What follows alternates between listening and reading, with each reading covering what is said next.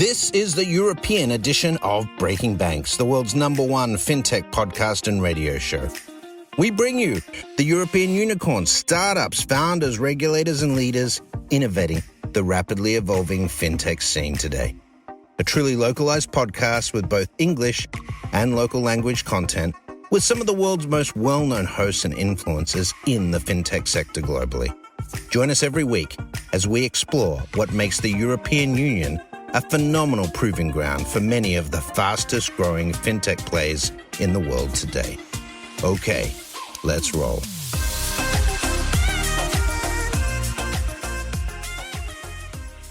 Hello. Welcome back to Breaking Banks Europe. My name is Matteo Rizzi, the executive producer of the show, and today is with me Nina Mohanty. Ciao, Nina. Ciao, hello. So today is a format that has no format, and there's such, in a way that is going to be called from now on the An podcast.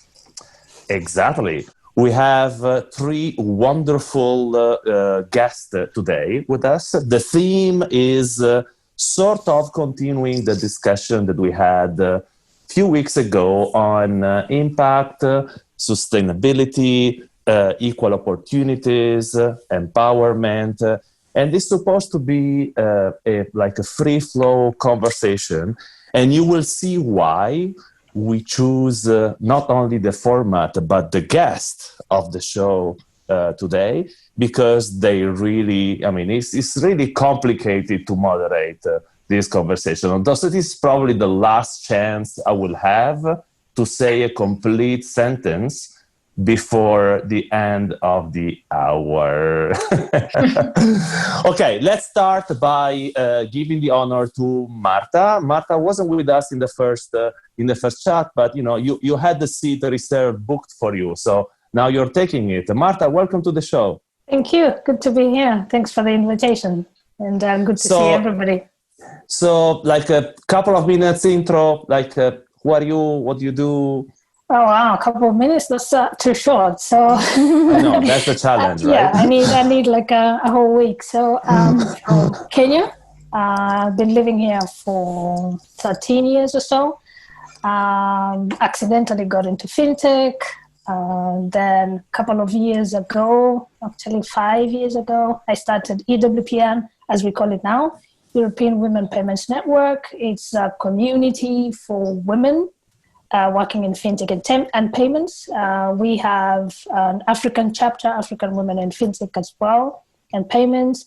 My passion is working with women, underrepresented, causing a lot of trouble, and just challenging the status quo. That's what I do all the time. So all my initiatives are around women, children, causing trouble.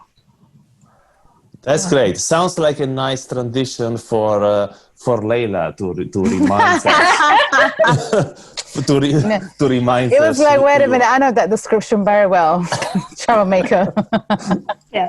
Indeed. Leyla, welcome back. No, it's nice to be back. It's good to see you guys. And hopefully we can all hang in the same room at some point, because I'm kind of done with technology right now, as great as it is. So introduce myself. I'm Leyla Hussein. My background, I'm a psychotherapist by practice, but I'm also a human rights activist.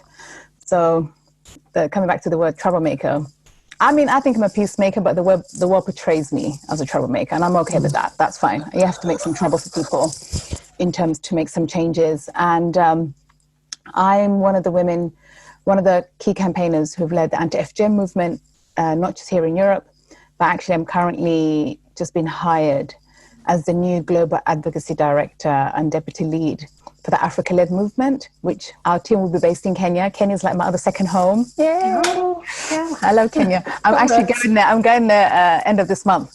Wow. I want to have my lockdown in Kenya, no offense to London. If there's going to be a second wave, I'm like, I'm going to be in Kenya instead. Thank you very much. But my work has been around, again, someone who's, I'm very passionate about, for me, access is very important, especially those, marginalized groups. And I specifically work with women and girls who are Black and brown, So for me, it's those who usually don't have access or are struggling to even get through the door. It's really where I advocate a lot of my work. And as a therapist, I have created the first ever counseling specialist service in Europe for FGM survivors, which is now considered one of the best practice around the world. We currently, actually, just before lockdown, my clinic was used as a model to be actually rolled out to 6 midwifery departments here in London to start with, and actually they literally just began that work. I've also so I set up an enterprise company a year ago called Magol, which specifically looks at working with frontline activists, humanitarians, companies about the emotional well-being. I think everybody is working non-stop, but no one actually stops to think about their mental well-being, and our mental well-being really has an impact on what kind of work and how we develop it, and how we deliver that work. So I've been very lucky to work with frontline activists, who are really struggling, with lack of resources in different parts of the world. But also I got to work with organizations like the UN, with a team who's currently investigating the war crimes in Syria. So I get to be in a position where I can come in and I treat it like a counselor. So I assess the situation. For me, it's to create a bespoke approach for each organization, individuals that we work. So emotional well-being is something that I'm extremely, extremely passionate about. And especially during lockdown, it's something that I've been continuing to do online, delivering training and offering safe space. And recently I co-founded a safe space for Black women, due to obviously COVID mainly killing Black and ethnic minorities. Black Lives Matter, yet again, Black women are forgotten in that conversation. So we wanted to create that space. And within the first 2 weeks, we had 4,000 women who requested to join our space. And now we are seeing 230 women a week in our counseling sessions. And we're literally just barely surviving. So I'm trying to raise money for that safe space. Just putting that out there. That's something that that's a great place. Yeah, no, really, it's that literally just happened, and I think for me, I've always created projects based on a need that was there. I think that's always been mine. So that's me. Great. And actually, before Soulaima kicks in, I want to remind that there is a fourth person who is missing to the show today, and is my friend Nektarios Liolios. That is actually doing two things. One, he has started something called The Future Farm with a related podcast called Naked, which is all about, the emotional care, for entrepreneurs. And he gives voices to, and his team. They're giving voices to this, stories of entrepreneurs that have been conditioned by like a bad or a good, or like emotionally sort of troubling, if we want to, ambience, in their startup and in their entrepreneurship story. And Nektarios is also starting an LGBT bank together, yes, which gives a great spin on, if we wanted to take that direction, into how fintech is today really getting around the specific communities, and he was inspired by the same sort of concept of the Teachers Bank in the US. So, and also because the more I listen to, you ladies introducing yourselves, this is not supposed to be like a women empowerment podcast. Why not?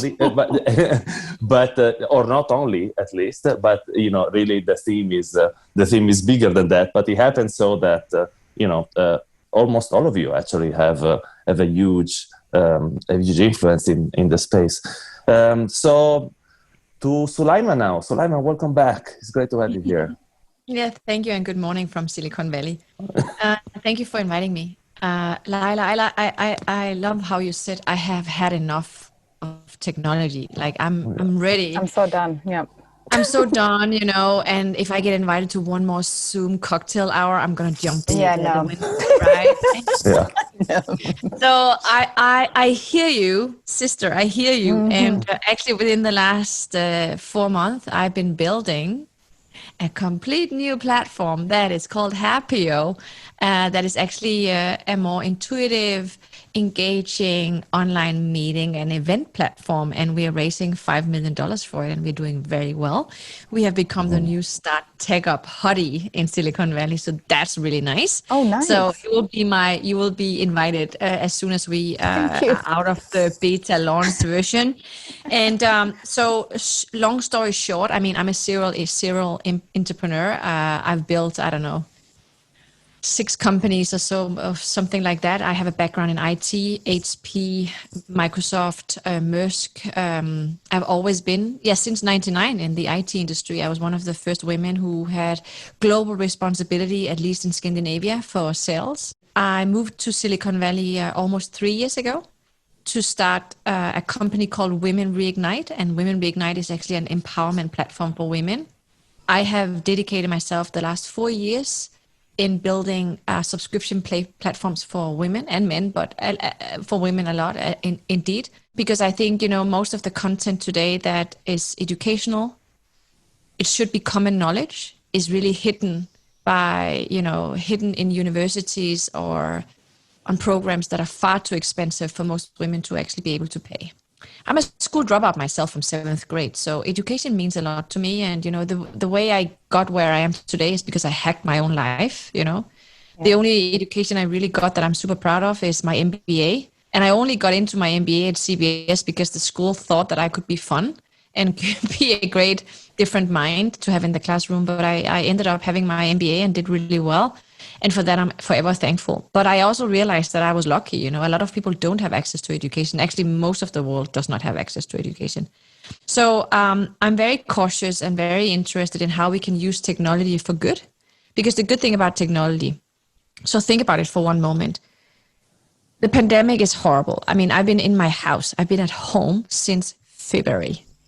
Kids, no school, not flying, no meetings, no play dates, nothing. We've just been us together, the 4 of us and the dog and a rabbit. I kid you not, that's our life since February. The good thing is I built 2 companies. So I've been very productive. But on the other hand, it's a devastating time for the entire world. But what I'm really trying to emphasize here is, okay, it is what it is. Technology, we hate it. But thanks to the pandemic, now we also realize that technology can give us access to each other, the way we socialize, the way we work. The workforce has become more inclusive. Before the pandemic, if you had social issues, if you had disabilities or other things, or you had to take care of an elderly mom, dad, or kids or whatnot, then you couldn't take a job, right? Because working remote was secondary. It was not a path for creating a successful career. A lot of women suffered actually in that regard. So I love technology when it's used for the good purpose. That's one thing. I'm deeply involved in the pandemic. I run a salon, virtual salon, every Saturday for the World Economic Forum. So for the last 30 weeks, something, I don't know, I've been listening and facilitating pandemic discussions with politicians, head of states, and I do it every Saturday morning. So I'm over-informed, and I will not even tell you what it does to my mental state of mind by knowing that what is really going on, but it is really a terrifying situation. And being in the US with the up-and-coming election, I really don't know what to say. Oh, God. Sorry. So, the way I stay positive is by, surrounding myself with amazing people virtually, clearly, and reading books, meditate, exercise, be a good mom, be an amazing wife, build amazing companies. But it is really a terrifying time. But, as we spoke about just before we started recording, Matteo, you just had an operation, right? And women sometimes make fun of guys because you have like the man flu and you complain if you get a little bit sick. And most women really, I mean, I had 2 weeks of leave. 2 weeks after I had my babies, I was back working. I actually worked the day after, but I could not promote it or tell anyone about it because it's in Denmark where I had my babies. It's actually illegal to start working. 1 2 weeks after the labor. But I was actually working the day after. I actually have emails that I've sent during my delivery of my kids. So I work a lot. I love working. I'm not complaining. I show up, but I work a lot. Maybe it is because I'm a former street child. I was in foster care, school dropout, as I mentioned earlier. I'm Arab. Arab Danish, and I grew up in Denmark, a very white community. I was also always the token Arab, and I left Denmark, oh my goodness, almost 5 years ago, and I needed a break from being the token Arab all the time in all debates and whatnot. And I had to answer all kinds of questions about, why aren't Arabs really integrated, or why are Muslims this way, or, it was just it was just so tiring. So I actually think I got a little bit of post-traumatic stress from being, the token Arab for more than 40 years. So I moved to US, and honestly, I love being in US. I think Silicon Valley, we love to hate Silicon Valley. But and a lot of trouble is hitting Silicon Valley, especially the big tech. But a lot of great things are coming out of technology as well. And if we didn't have technology, a lot of the things that we are experiencing right now that are good would not have happened. So I'm pro tech, really, I am. But I also hear that we should also take control over the IT. But honestly, I'm a pro tech woman. Thank you. Great, Soulaima. So, you know what? I felt when we were preparing the show, I said that I would be the first thing in kicking off the discussion, but I think the discussion was already way too far for me to kicking off anything. So, Nina, since you're supposed to co-host this with me, ask whatever, or give your input and whatever. I have a few, I'm sure, but knowing you, I am pretty sure that this triggers several bulbs in your brain, right? Just the introductions of these three ladies. Well, absolutely. And I love being around these women. I can't wait till we're all in a room together. Soon, hopefully. I think something that came up across the board is, there's kind of multiple things on my mind. And you know me, I'm a big podcast girl. I've been listening and reading up a lot about how lockdown and coronavirus is affecting women disproportionately. So, in most countries, it's feeling like we're going, especially in the Western countries, like we've gone back to the 1950s. And you hear a lot of people saying, like, I feel like a 50s housewife again, where, the women's unemployment rate is rising because, there's no childcare. So I have to now quit my job, take care of the children, whatever. But I thought it was really interesting in the context of the experience that the three of you have as entrepreneurs, as network builders, and also all women that have experienced fundraising in different ways, or networks of fundraising. It comes as no surprise that, there hasn't been much change this year in terms of money, or that is funding, VC money that is going to female-founded startups, to female-founded groups. And I think each of you has had various experiences, and I'm really curious to know, especially during this time where things are over Zoom and we're so sick of Zoom, how it's been for you to fundraise for the various things that you're building for. So, Leyla, I know that you've been trying to raise for safe spaces for Black women.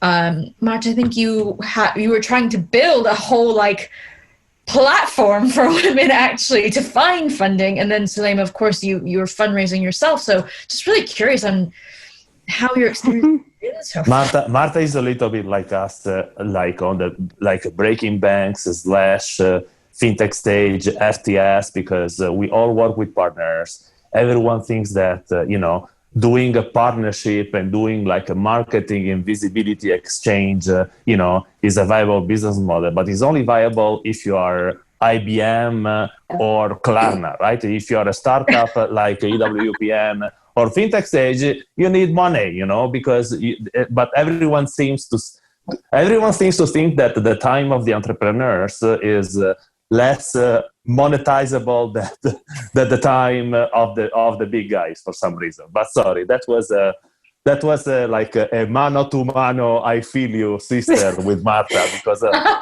I know which type of fundraising you're doing, and I know it's hard as well. No, I think it's for us it's been amazing because I do a whole bunch of things, right? So I have a charity for sexually abused children in Kenya. So that's a purely charity, nasty stuff.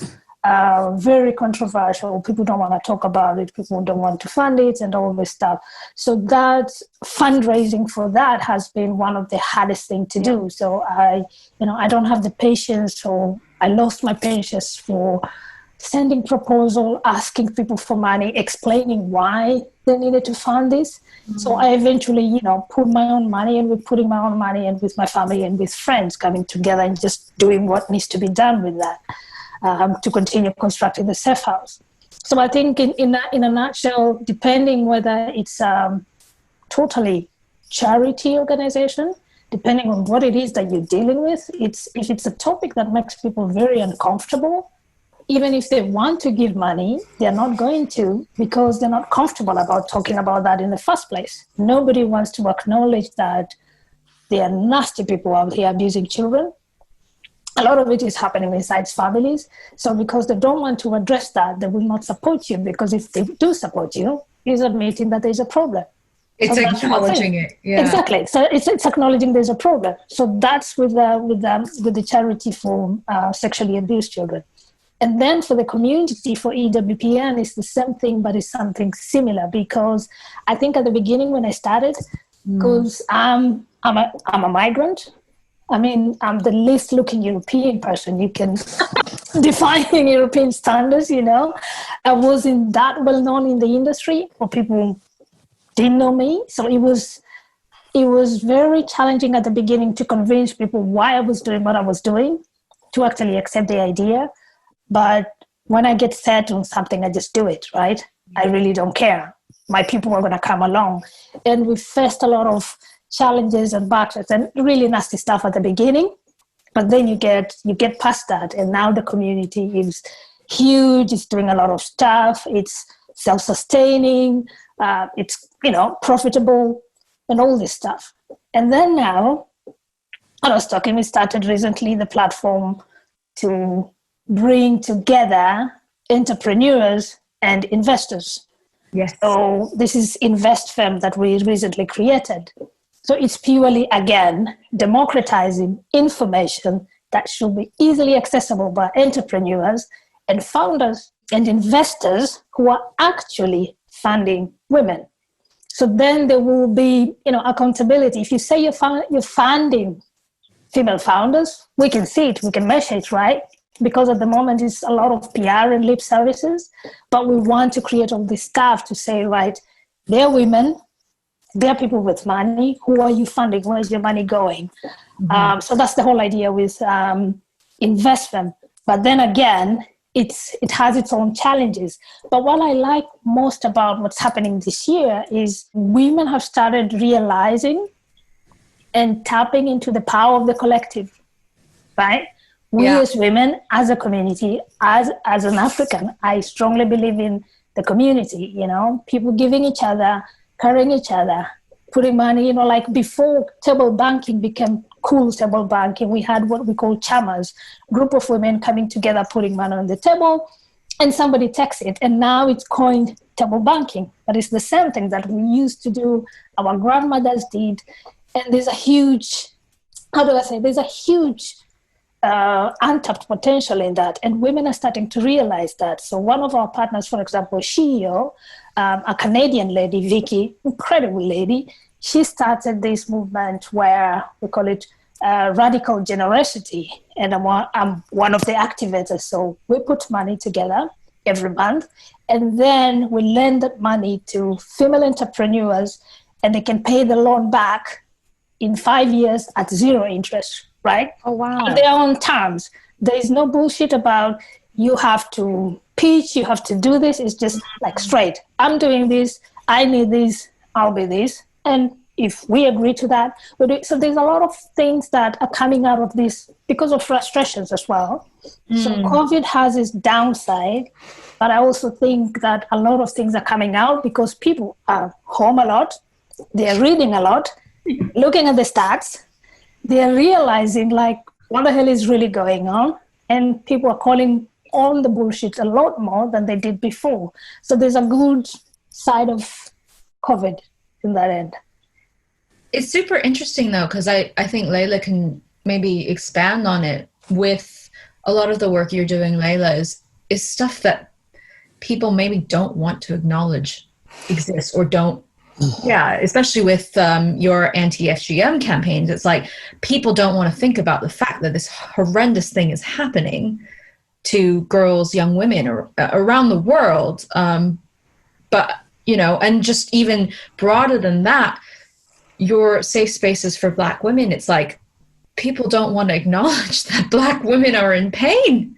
Do you know? As soon as you asked that question and you talked about how do you raise funds, and I was like, try to be a Black woman with a Muslim name trying to raise funds. Like, it's, unless you're, from my experience in terms of raising funds, it varies. So it depends. So the current work that I'm doing with the Africa-led movement is funded by the UK government, but I had to partner with other people who are not Black, if that makes sense, because we have to talk about race and trust in this, because there is the idea if you're a Black or brown woman, there's a bit of suspicion if you're going to be bidding for something. So that was, it was a big bid. 5 consultants came together, brilliant. And these are organizations who are, even though it's been founded here in the UK, but all of them are run in Africa because this is Africa-led movement, right? Great, so that worked. But things like, and that was, how much did we raise for that one? It was 27 million, right? Still not enough money when you work with 6 countries on violence. Even though, I want to clarify, even though we were funded to end FGM in 6 African countries, you cannot ignore all the other oppression these girls are facing. So the work, what Martha's talking about in what she does in her charity is what I hear all the time. Physically harming girls, especially physically harming Black girls, has been a big issue that nobody wants to talk about. So I kind of put myself in a space, maybe, that makes it difficult to raise money. So that's separate. But when it comes to spaces like, say, for Black women, we're trying to raise only 100,000 just to get the space going. We can't even, like, literally, we put this GoFundMe page, we cannot raise enough money. Like, I think we're like 2,000 so far. Like, and that was like us tweeting. It's so difficult because again, what it does, it's been shown research over and over again. Black women are never actually believed, whether they're in pain, whether they're struggling, whether they're to be trusted. It literally just putting this, like, trying to raise 100K is not a lot of money to raise, especially in the West. Like, that shouldn't be, and especially in the circles that I'm at, that you would think that would have been really easy to raise. It's not, and I'm yet reminded that race plays a big role here. Especially, you're already a woman, so you're kind of on the back burner of everything. But if you're a woman of color, Black, good luck to you. Unless you have, someone who can step in. I'm going to be very blatant. Like, it has to be a white man that steps into that space and says, "Hey, I'm going to help you to do this, I'll get you that money." Like, that's the only way, unfortunately, it works. And that's been the reality of it. And it's difficult to, so in terms of when raising funds, one, I chose to raise funds for the most vulnerable people, marginalized people, picked issues that nobody wants to talk about or acknowledge. So I kind of put myself in a shit, if that makes sense. It's like I am like, but also it's what I thrive in. I don't know, and I can relate to what Martha Soulaima, I think, I'm sure we have this in common. The moment we're told we cannot do it, it's when we're going to prove we can do it. And that's what keeps me going. It's exhausting. It's not an easy position to be in, but it's tough, especially during COVID. I got to build these other spaces. It's great, but it's very hard to sustain it. And you're gonna make sure you get money, to run it operationally. As a therapist, I'll be there for the women. Like, every week, there's a fear. Oh my God, do I have enough money to pay? Do I have enough money to pay? It's very hard to raise funds for women in general. But if you're a woman of color with Arabic names, good luck to you. It's like, actually, it really is the challenge. Actually, before Soulaima kicks in, I wish I had a much better reason, like a super sponsor or something like this, to actually break and launch an announcement, but I haven't. Yeah. It is just that we need to break for a couple of minutes for production needs. So stay with us, guys. We're going to go in a short break, and we're going to back with Soulaima reacting from what Martha and Leyla just said. Okay? Stay with us. That's Breaking Banks Europe. And it's a wrap. The FTS Group builds innovation ecosystems. We engage incumbents, investors, entrepreneurs, technology partners, and regulators to build trusted and connected fintech tribes around the world. We firmly believe that innovation in financial services will truly improve people's lives. Learn more on ftsgroup.eu.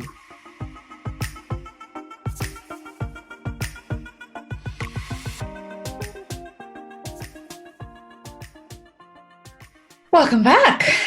We're getting carried away. This is going to be a many hours long podcast, it seems, this time around when we get the band together. So before the break, we were discussing fundraising in the time of coronavirus, especially as a female entrepreneur.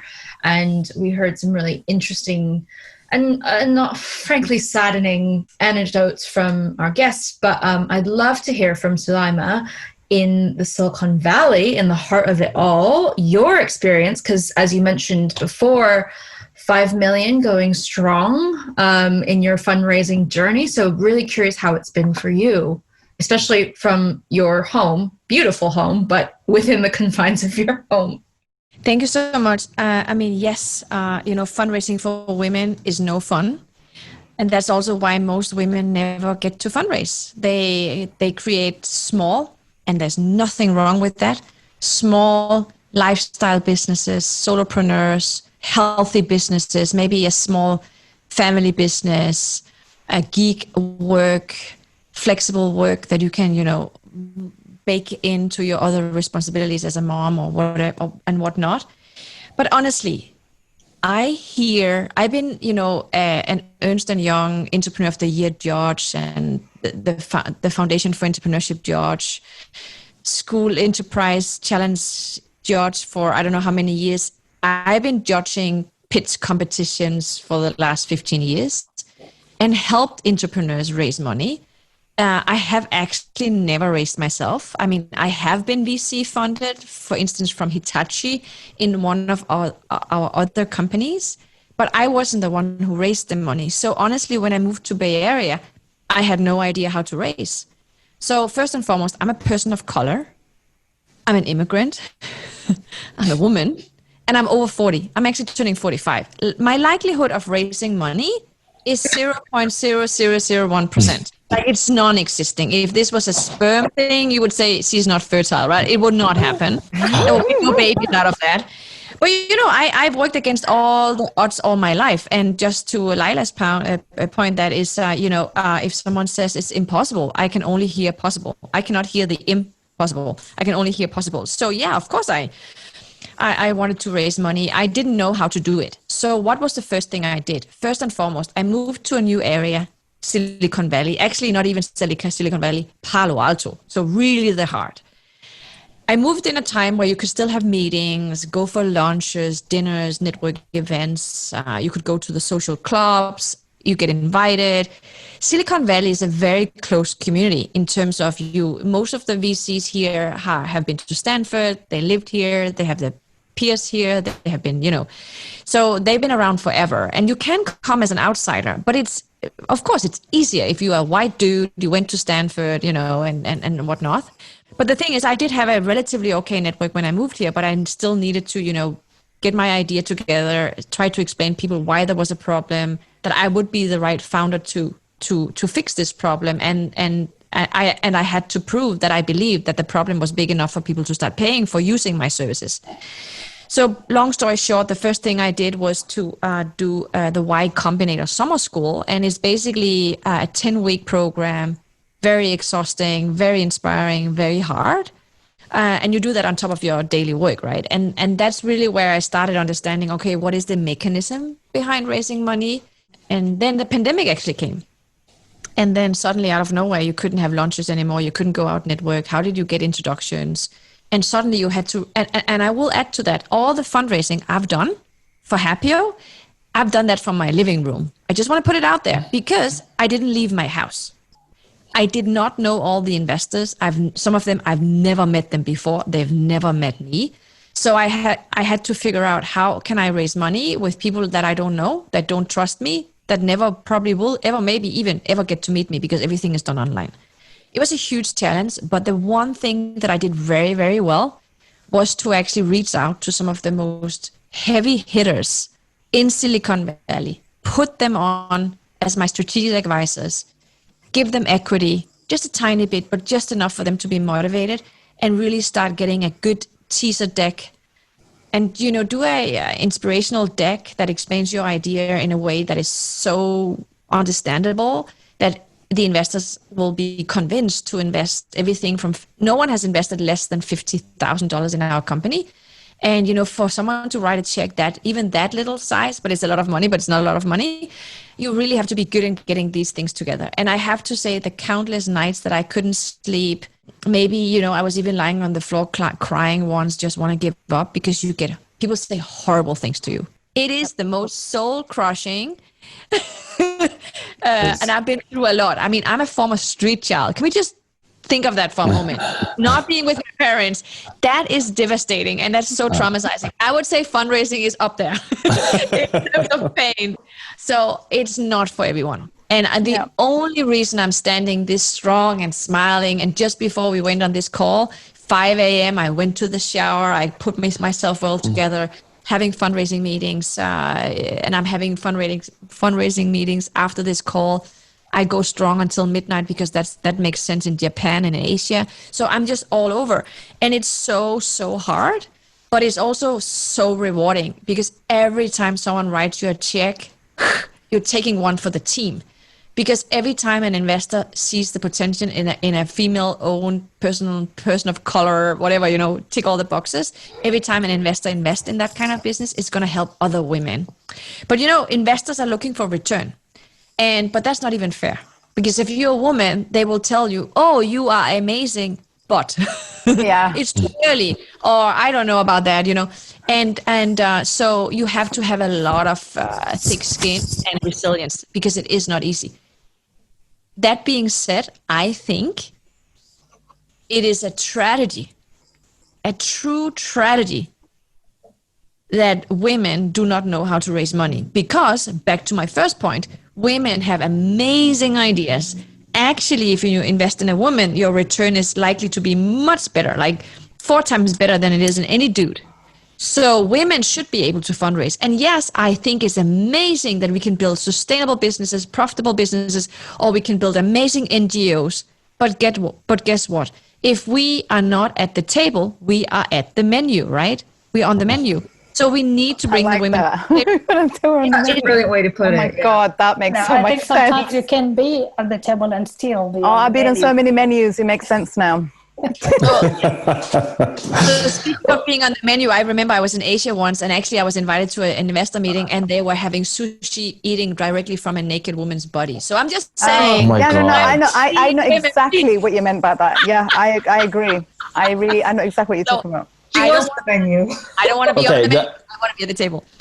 Okay, I wanna say something though. That imagine, Soulaima. Okay, you are on this excruciating journey in raising money for your company. But imagine actually someone that is first time entrepreneur.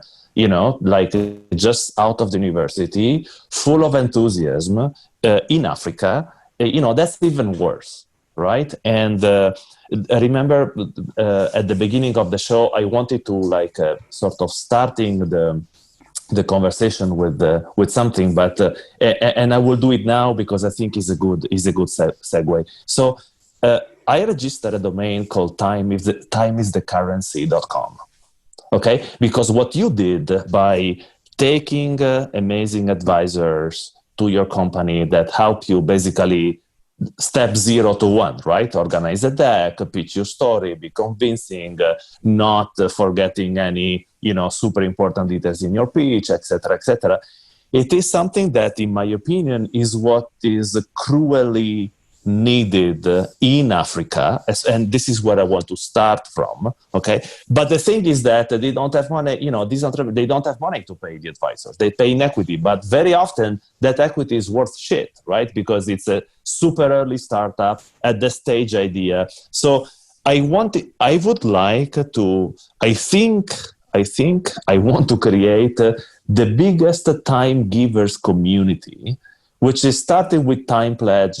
More on the coaching form, right? But actually, it is so difficult to create self-sustainable businesses that are helping entrepreneurs, in any emerging markets, right? And the reason why it's so difficult to do this is because fundamentally, investors only invest in if we are lucky, only invest in Soulaima and Leyla. Right, because they are how to say it? They are super visible, because they have experience, because they have followers, because they have a super story to tell. We have to have a profile to prove. Exactly. So how do you? Yeah. But still, how do we go to the bottom? Not the bottom billion, but the bottom thousands of the entrepreneurs. How do we help, these guys and these ladies to get prepared? And not because, and then I'll stop. I'm collaborating with this Bamboo Capital Partners that is investing in Africa. And truth being told, out of our 20 startups in the pipeline, 80% of the best funded ones are not. They might have a headquarters in Africa, but they're not founded by Africans. And how do we change this? It's a big problem. I think it's a huge, problem. It's a massive problem. And I think it's two-way, because first of all, the government of Kenya has recently introduced the startup bill, right? So you have to have certain percentage of a startup of your company owned by a Kenyan founder, because of what we talked about. A lot of funding was going to non-Africans, white, who just came in and had to be put. When you have stories of, people just have to go find white co-founders, give them a huge chunk of equity so they can just get into the doors of investors. So I think if the government can level the playing field and create regulations, so that's the start, with the Kenyan government. The other thing is through education and visibility. Everybody in Kenya, for example, and a lot of African countries, they have mobile phones, which means they have internet. So there's channels to educate and spread information to entrepreneurs, provide, because it's more accessible. Where do they find it? Because, we deal with, on the advisory board of Sote Hub, which was the first incubation hub in a rural area in Kenya. We deal with people from the villages, these kind of entrepreneurs, extremely bright people, but you will never meet them and they will never get funding because they don't fit the profile of, an entrepreneur or a founder, because they come from a little tiny village, or they never finished school, or they didn't go to the right school or whatnot. So I think if the playing field is level, that will protect the founders and the startups. And then secondly is providing knowledge and training to the founders.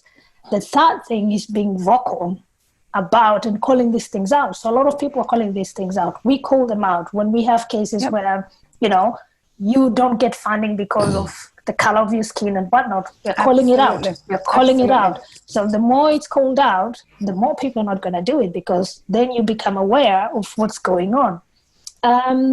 But I think the power is with the LPs, because they can decide to have their fund managers be accountable to who they're funding, how they're funding, and how they're picking the startups. I think the LPs have a lot of power to change the narrative. And again, if we say women don't know how to fundraise, people in Africa don't know how to fundraise, according to who? which definition. Absolutely. The wrong criteria. So it needs to be customized also to fit African standards. But the last thing I will say also, Africa needs to find solutions for Africa. We Africans have to find solutions for our problem. We understand the things, we can identify, we can relate with them, finding and working with partners that have the funds, have the knowledge, we have the experience.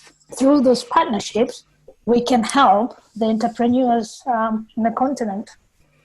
But also, Martha, you made a really good point in terms of, I think the biases of those in power have to be called out. Those in power who are doing, who are giving the money, who get to be in a position where they can even introduce you to a particular funder. So that has to be called out. But Nina, talking about podcasts, there's a really two great podcasts that really proves the point that we're saying. I don't know if you heard of the fake heiress and the fake crypto queen. Yes. Again, an example of two white women who pretended they had businesses. No one asked for anything, but they got millions. If literally, when the fake heiress, I could not believe how this woman fooled everybody. But I was very disappointed with whoever produced this podcast, because not once they brought up the word race. Because she was blonde, white girl from Western Europe, but somehow she could walk into Soho Hotel in New York and convince them she would pay them the bill. I would never get away with that. Never. Never. No. When I walk into Soho Hotel, they actually chase me to find out where I'm going. But you see what I mean? It's if you really listen to those two podcasts, really just proves the point that, because unless we call out race in these conversations, because unfortunately, me, Martha, and Soulaima, it's because, Matteo knows us, or, I had a picture with the minister of DFID, unless you have a profile when you're a woman of color, no one's going to fund you. You have to literally prove endless paperwork before anyone can give you 1p. So that those biases and racism has to be called out in order to make change. Going back to your question, Matteo, what do we do? Those communities you're going to bring together, you have to call out their biases. That's the first one. Leyla, sorry, don't you think also that is also a matter of we are thinking with the same parameters and just applying the same parameters into a continent that simply, maybe these parameters are not good enough. For example, in my scouting now for entrepreneurs, for startups in Africa, I see a lot of good ideas that are what a Silicon Valley VC would call lifestyle business. Okay. Mm-hmm. But in this case, it would be a negative connotation to it, meaning is a lifestyle business, is too small, it will never get funded. Okay. But there are lifestyle business, I'm thinking like in agri-tech, for example, that will probably give work to hundreds of people. Yeah. And I want to fund a lifestyle business, even if the return, I should be put in a condition to fund lifestyle businesses because of the impact they do, even if the return is not the 30x that a common VC would give money to. The thing is that there is nothing in between the pure VCs, even the impact ones that are thinking return, and basically the ONGs who are throwing money for proof of concept to the same entrepreneurs that 6 months later don't know how to pitch, right? Mm-hmm. So how many startups I talk to, they say, oh yeah, they give us some money, so we are good for 12 months. And in 12 months, they will be as unprepared as today, right? Because all they did is try to pay themselves their own expenses, as soon as the next grant comes on. So, and I think it goes both ways, right? So there is some you're trying to replicate a system in a totally different environment that is not going to work. You have to recreate.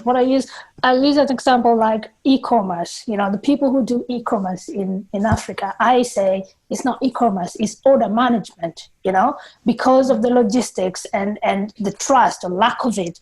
It's not totally e-commerce. I will only pay you when I see my goods and I verify that they're good quality. But we had a whole bunch of Western entrepreneurs go to Africa, try to replicate the same e-commerce in Africa. It failed big time. You can't do that. It's the same thing with funding. You're using the criteria or the sheet to click boxes on things that don't apply. Most of the startups in Africa are created because they are solving a problem. And they're going to create services or help a village or a small community or whatnot, feed, agri-related stuff. The ones that we see in Soterra, they are created because they're trying to solve something, however small it may be. So I think rewriting all that, get rid of that documentation or shit that you're using because it's not applicable in Africa. And again, Africa is a huge continent. What can work in Kenya will never work in Tanzania. In Somalia, which is next door. Exactly. And you're trying to use exactly the same thing. No, all African countries. It doesn't work. And it's the same thing. So that thing as well, get rid of that. And the other thing is changing the mindset of wealthy Africans, because there's a lot of wealth in Africa.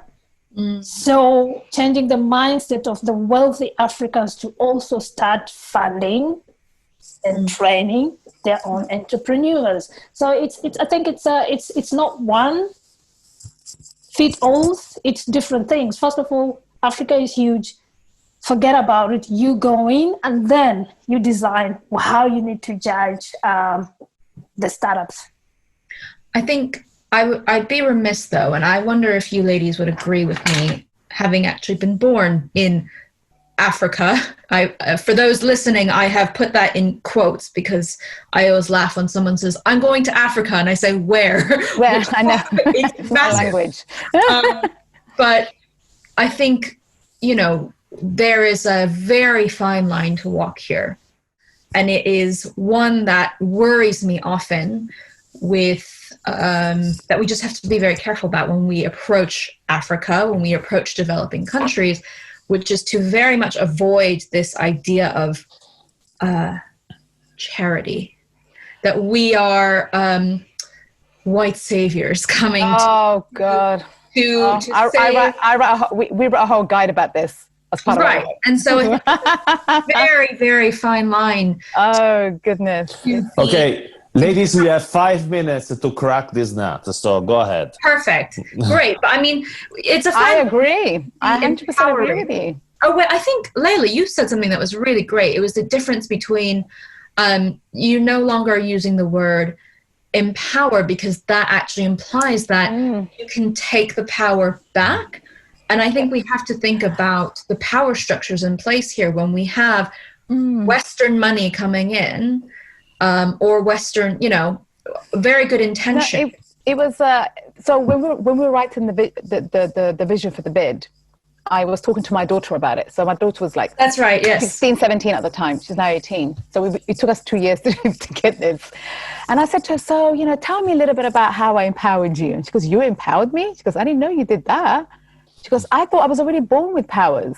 I didn't know I was empowered. And then she said, but if you're going to empower me, that means you can also take it away from me. So it's given.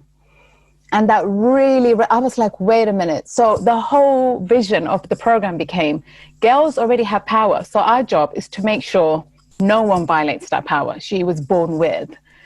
And that was really something. So this assumption, that Africans don't know what the hell they need, I find it quite, let me tell you, Africans don't even go to school for entrepreneurism. They're naturally born with that stuff. Not only the West go to school for this stuff. I think on that, just as funding a female founder is not charity. When you cut a check to a female founder, as Soulaima already said, she's going to work her ass off to get you that money back, and she's going to 10x it for you. Yeah. It's not charity. You're not handing it out, heaven forbid, in terms of successful businesses. But it's the same thing when we are trying to serve developing nations. I think we just have to be very mindful about protecting their existing power, as you put it, and they do, and thinking of it as an investment, as it should be, and not a handout. It's not charity. At the end of the day, when you look at the stats, they speak for themselves, right? Africa is the youngest continent. So the future And is also in the oldest, Africa. no?